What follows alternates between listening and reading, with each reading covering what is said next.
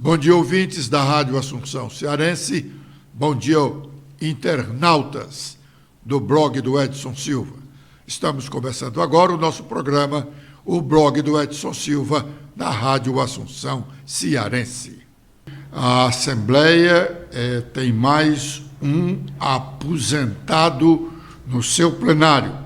Saiu a aposentadoria do deputado Antônio Pinheiro Granja.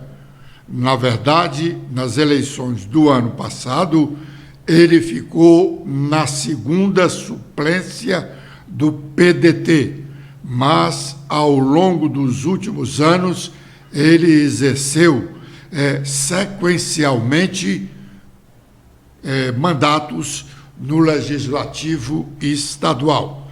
Antônio Granja vai acumular os subsídios de deputado estadual, pouco mais de R$30 mil, com os proventos da sua aposentadoria de R$ 28.799,33.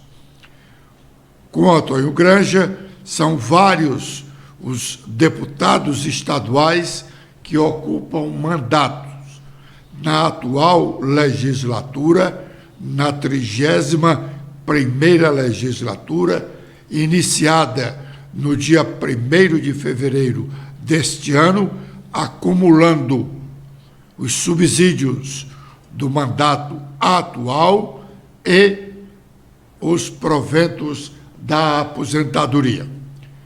Nesse instante, o ministro da Educação, Camilo Santana, ex-governador do estado do Ceará, inicia a sua participação numa sessão da Comissão de Educação do Senado da República. Vamos ouvir o que diz o ministro da Educação. Da Comissão de Educação, Cultura e Esporte do Senado Federal, senador Flávio Arnes. Dizer que é um prazer, presidente, estar aqui nesta comissão e reiterar, considera a educação mais importante de um país, de um governo, de um Senado, de uma Câmara, de um Congresso. Portanto, obrigado pelo convite.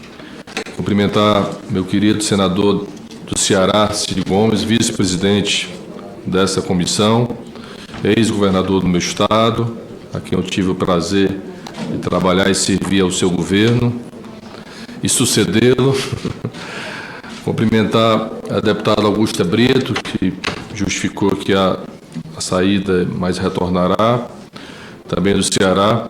Cumprimentar a nossa querida senadora Tereza Leitão, cumprimentar a nossa querida senadora Zenaide Maia, cumprimentar o senador Isalci Lucas, cumprimentar o senador doutor Irã, cumprimentar a senadora professora Dorinha, bom dia. Queria cumprimentar todos que fazem o Ministério da Educação em nome da minha querida secretária executiva do Ministério da Educação, professora Isolda Sela, da secretária de Educação Básica do Ministério, Kátia Schweinkart, eu aprendi o nome, viu? Da secretária de Regulação e Supervisão de Educação Superior do MEC, Helena Sampaio, da secretária de Educação Superior, Denise, ex-reitora da Universidade Federal do Rio de Janeiro. Cumprimentar a presidenta do FNDE, Fernanda Pacobaíba. Cumprimentar o Manuel Palácio, presidente do Instituto Nacional de Estudos e Pesquisa Educacional. O ministro da Educação, Camilo Santana, está cumprimentando os senadores e ele me pareceu já um tanto quanto nervoso, porque ele, ao cumprimentar a sua substituta no Senado, Augusta Brito, ele a tratou de deputada. Na verdade, Augusta Brito foi deputada estadual. É a primeira suplente de senadora de Camilo Santana. Quando ele foi para o quando ele foi para o Ministério, óbvio que ela foi convocada para assumir o seu lugar. O projeto de lei de combate às fake news está ameaçado de não ser votado nesta terça-feira. As divergências e a proposta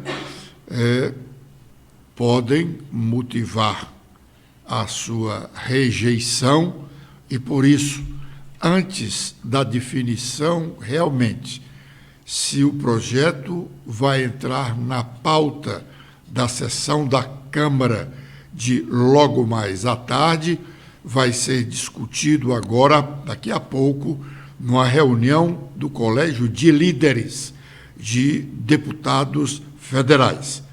Hoje, esse assunto, a ameaça de rejeição do projeto, é destaque em todos os jornais nacionais. O registro do Globo confirma a ameaça. Stephanie. Bom dia, Edson. Bom dia, ouvintes da Rádio Assunção.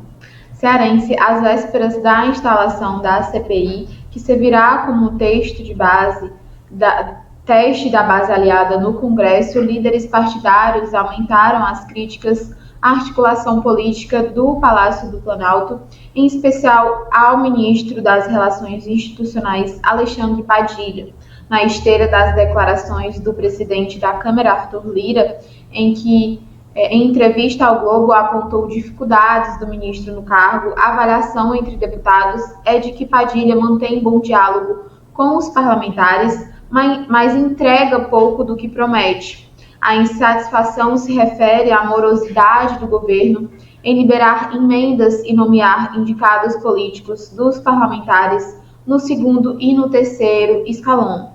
Líder do superbloco, formado por 173 deputados do PP, União Brasil, PDT, PSB, Solidariedade, Avante, Patriota e da Federação Cidadania, PSDB, o deputado Felipe Carreiras afirma haver um ambiente de inquietação na base.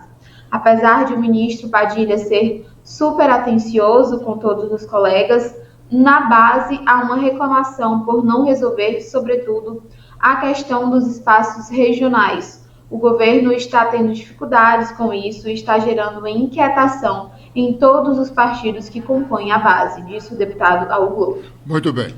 O ministro da Educação, Camilo Santana, acabou a saudação nominal que ele fez a todos os colegas dele de Senado e dos integrantes do Ministério da Educação, e agora começou a sua explanação.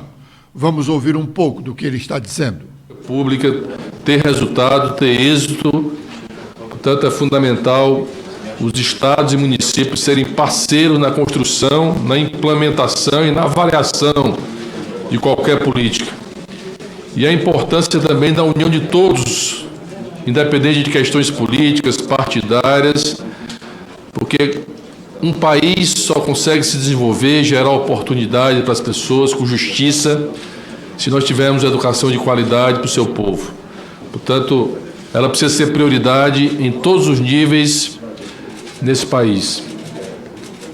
Bom, em foco, a gente tem procurado definir ações estratégicas de que possa, com avaliação, com monitoramento, com parceria, a gente poder implementar. Eu vou falar um pouco do que nós já fizemos nesses 4 meses no Ministério da Educação e quais são as ações que estão programadas, presidente, para os próximos 4 anos, até o final do governo do presidente Lula. E lembrando aqui que nós temos uma agenda muito importante com o Congresso Nacional, tanto com o Senado como com a Câmara dos Deputados. Aliás, são várias pautas, inclusive uma está sendo discutida, que é a PEC que trata das fake news, que ela é fundamental diante do cenário que nós temos vivido recentemente, nos últimos anos, no nosso país. Mas nós temos 2 agendas importantes com o Legislativo. Primeiro, o Sistema Nacional da Educação, que inclusive já foi votado por esta Casa, que agora encontra-se na Câmara Federal. É importante e é urgente que a gente aprove um Sistema Nacional de Educação que vai permitir o fortalecimento, né, da parceria, do regime de colaboração dos 3 entes federados. E o nosso Plano Nacional de Educação, que ele é decenal, que o plano ele vai concluir agora em 2024 e que esse ano já se inicia um processo de discussão para que a gente possa aprovar o próximo Plano Nacional de Educação, avaliarmos o atual plano. Sei que o plano também sofreu por conta da pandemia que nós vivemos, mas que a gente possa definir o próximo plano decenal da educação para o nosso país. Tem uma farra de distribuição de dinheiro público na Assembleia Legislativa cearense. Só em um dia foram distribuídas portarias com gratificações a aproximadamente 500 pessoas, indicadas pelos deputados estaduais. São gratificações que vão até R$ 9.000 para alguns iluminados, inclusive filhos de ex-deputado estadual. Um fato inusitado é que, se você for ler com atenção as relações dos beneficiados, só tem no mesmo grupo valores diferentes para os integrantes daquele mesmo grupo de trabalho. E esses grupos foram criados para confundir as pessoas. Por exemplo, foi criado um grupo para acompanhar a tramitação da ação civil pública, é o texto que está escrito no Diário Oficial do Estado, do dia 25 de abril, na página 277. Diz lá: grupo para acompanhar a tramitação da ação civil pública, número 1831/Piauí, do Supremo Tribunal Federal. Atentem, esta ação não existe. O que existe é uma ação de que já falamos aqui inúmeras vezes neste programa, que é a ação civil originária. Não é uma ação civil pública, é outra coisa. A ação civil originária do governo do estado do Piauí contra o estado do Ceará, requerendo devolução de terras de vários municípios cearenses localizadas na região da Ibiapaba, que o Piauí diz que são terras daquele estado. Pois bem, esta ação tem mais de 10 anos lá no Supremo Tribunal Federal. E só agora a Assembleia criou um grupo de trabalho. Sabe com quantas pessoas? 20 pessoas, com gratificações bem diferentes para as pessoas, para elas fazerem a mesma coisa. Nada. Está escrito lá no Diário Oficial, tem TRT, de nível operacional 1, com gratificação de R$ 1.500. E outros do mesmo nível, com gratificação de R$ 9.000. O processo da ação civil originária está concluso para a relatora, ministra Carmen Lúcia, desde setembro do ano passado. Nós não vamos ler os nomes de todos os 20 agraciados aqui com essas gratificações, mas nós podemos dizer que o primeiro deles, o Antônio, é uma gratificação de 3 mil. A Brena tem uma gratificação de 9 mil. A Edna tem uma gratificação de 6.500. O Flávio tem uma gratificação de 7 mil. O Francisco José tem uma gratificação de 2.932. A Germana, gratificação de 9 mil. A Helena, gratificação de 1.800. O Jorge, gratificação de 1.500. O José Paiva, gratificação de 9 mil. E por aí vai. O Ministério Público devia estar atento a isso. Pediu relatório desses grupos de trabalho. Se der 60 dias, pode ser que alguém arremede um relatório. Mas se der 48 horas, não vai ter relatório de grupo de trabalho nenhum, porque esses grupos são realmente uma farsa. O presidente Lula participou ontem dos principais eventos comemorativos ao Dia do Trabalho e anunciou o novo salário mínimo e as reduções do imposto de renda para a classe trabalhadora brasileira. Vamos ouvi-lo. Nós instituímos outra vez o aumento real do salário mínimo acima da inflação.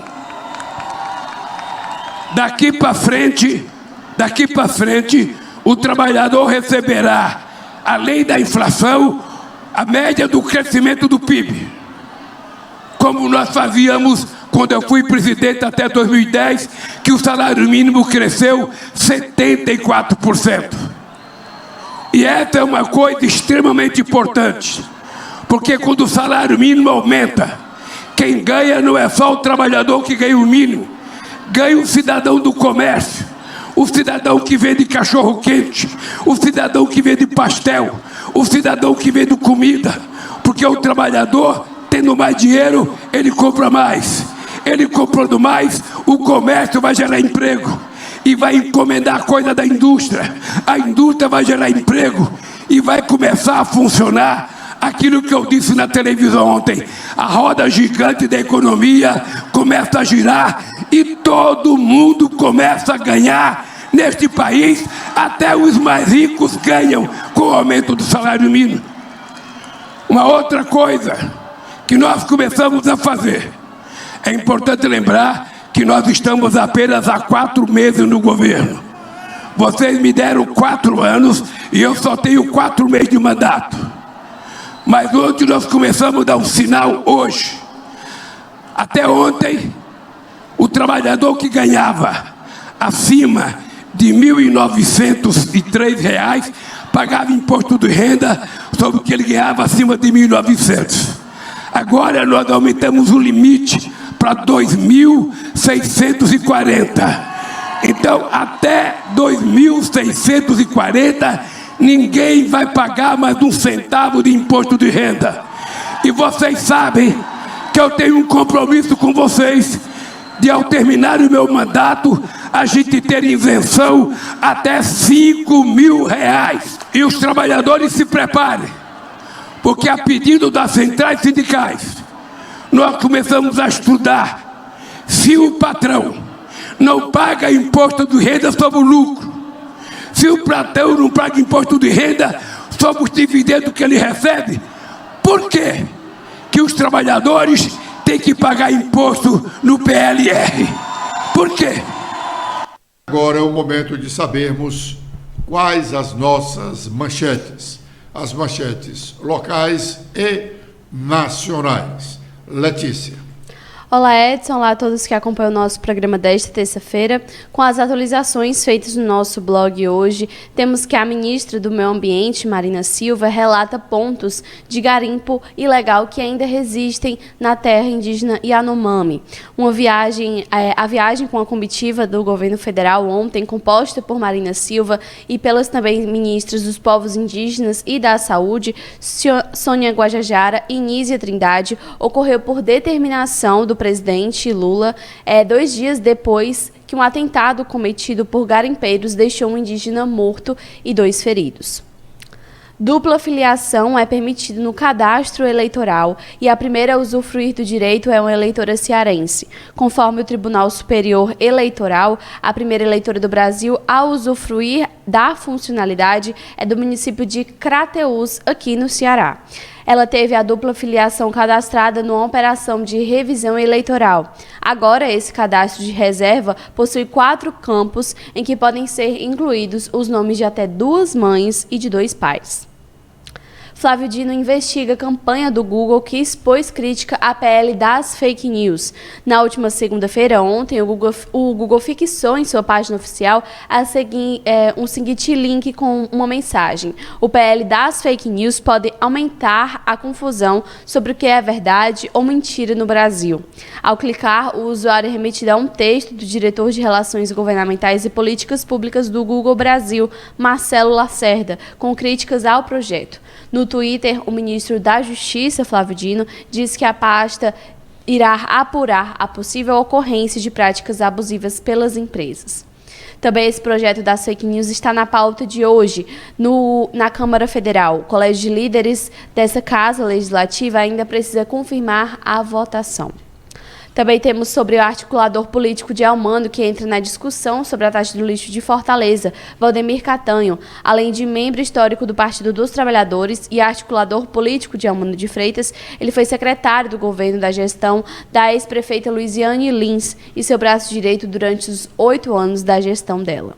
Com os destaques nacionais, iniciando pelo Estadão, temos sobre o PL das fake news, que é destaque do dia de hoje nos principais jornais. Big Techs, conservadoras e bolsonaristas se unem contra o texto e aumenta a mobilização para conseguir mudar o posicionamento dos deputados federais. Com os destaques do Globo, temos também que a auditoria da Receitas nas bagagens da comitiva de Lula após a viagem à China. É a coluna de Bela Megali. Já Malu Gaspar fala sobre o temor da classe política com os planos de Lula de indicar Zanin para o Supremo Tribunal Federal. E com as últimas da Folha de São Paulo, temos que o Congresso Nacional quer reforma tributária e a CPI do dia 8 de janeiro vai gerar meme, diz Simone Tebet. A ministra de Planejamento afirma que inquéritos não devem prejudicar a tramitação da reforma e também do arcabouço fiscal. Muito bem. Ainda não aconteceu a reunião do Colégio de Líderes da Câmara dos Deputados, portanto, ainda não há confirmação se o projeto de lei de combate às fake news vai realmente ser votado no plenário da Câmara ainda hoje. Este projeto já foi aprovado pelo Senado há 2 anos. Se a Câmara aprovar a matéria hoje, como está previsto, com algumas alterações, o projeto terá que voltar ao Senado da República. A presença do ex-presidente Jair Bolsonaro em evento tradicional do agronegócio em São Paulo gerou um clima de tensão entre grandes produtores agrícolas, entre si e entre parte deles com o governo do presidente Lula. Bolsonaro, ao lado do governador de São Paulo, Tarcísio Freitas, fez um discurso político no evento, inclusive tratando da questão de invasões de terras por parte de integrantes do Movimento dos Trabalhadores Sem Terra. Vamos ouvi-lo. Mas a política é assim. Muitas vezes acontecem as coisas e a gente tem que considerar esses acontecimentos como uma página virada em nossa vida. E a vida nossa continua até o dia que Deus nos chame para a eternidade. E nós, enquanto estivermos aqui na Terra, temos que lutar, já que somos voluntários para sermos presidente, governador, deputado, vereador, para que realmente o nosso povo viva uma situação bastante confortável. Sempre disse ao longo do meu mandato, somos uma grande nação, temos tudo para sermos uma grande potência. Mas o evento aqui trata do agro. O que o agro precisa? Precisa de políticos que não atrapalhem vocês. Ao longo do meu mandato, os meus ministros. Tem um aqui que é muito importante, Ricardo Salles. Vocês lembram do passado como eram os problemas que existiam no Ministério do Meio Ambiente e como estão aparecendo hoje em dia também. Eu estava vendo agora as meia dúzia de homologações de terras indígenas pelo Brasil, assinadas pelo cidadão que está lá no Palácio da Presidência. Por exemplo, uma das reservas indígenas, de 31 mil hectares, apenas existe lá 9 indígenas. Algo não está certo. Não é possível 31 mil hectares para 9 pessoas. E no meu governo, vocês sabem como eu tratei essas questões.